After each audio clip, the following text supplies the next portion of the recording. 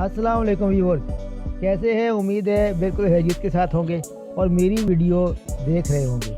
आज मैं जिस टॉपिक पर बात कर रहा हूँ इसका डायरेक्ट ताल्लुक कलर थेरेपी से तो नहीं है, मगर इस पर बात करना बहुत ज़रूरी समझता हूँ। व्यूअर्स, तकरीबन हर बीमारी ही अवाम नास में तकलीफ़ का बायस बनी हुई है, मगर एक बीमारी ऐसी है जो कम व बेश हर बंदे को किसी न किसी सूरत में दरपेश है, और वो है जिस्मानी दर्दें।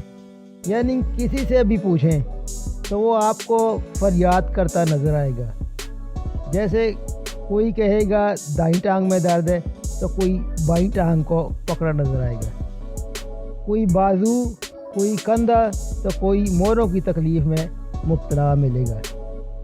हत्ता कि कोई न कोई हिस्सा ज़रूर दुख रहा होता है। इसके इलाज के लिए हर्बल, एलोपैथिक, होम्योपैथिक, घरेलू टोटके, दम दरूद और न जाने क्या क्या हरबे आजमाए जाते हैं, मगर या तो आराम ही नहीं होता, और अगर होता है तो दवाई ख़त्म होते ही दोबारा दर्द शुरू हो जाता है।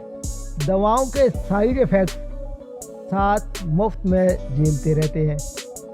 मैदे और गुर्दों का सत्यानाश हो जाता है।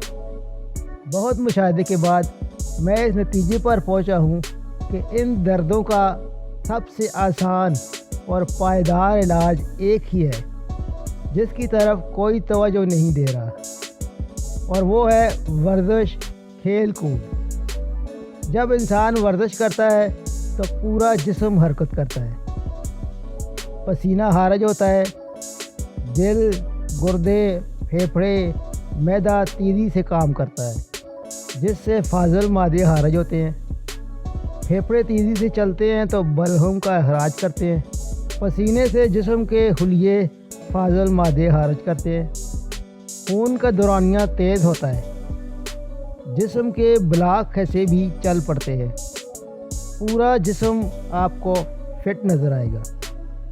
दर्दों से निजात मिल जाती है।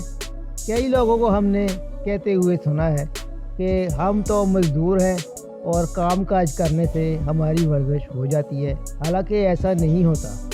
जब वो काम कर रहे होते हैं तो हर काम के लिए कुछ मखसूस किस्म के अज़ा हरकत कर रहे होते हैं, जिससे मुकम्मल वर्जिश नहीं हो पाती है। तो मेरे भाइयों, आज ही से हिम्मत करें और अपने जिस्म को दिन में एक बार ज़रूर खेल कूद का आदी बनाएं। कम से कम तेज़ दौड़ने को अपना मामूल ज़रूर बनाएं। दर्दों से निजात हासिल करें और दवाओं में ज़रूर याद कीजिएगा। हौसला अफजाई के लिए प्लीज़ चैनल को सब्सक्राइब करें। मेरी अगली वीडियो तक इजाज़त चाहता हूँ। अल्लाह हाफ़िज़।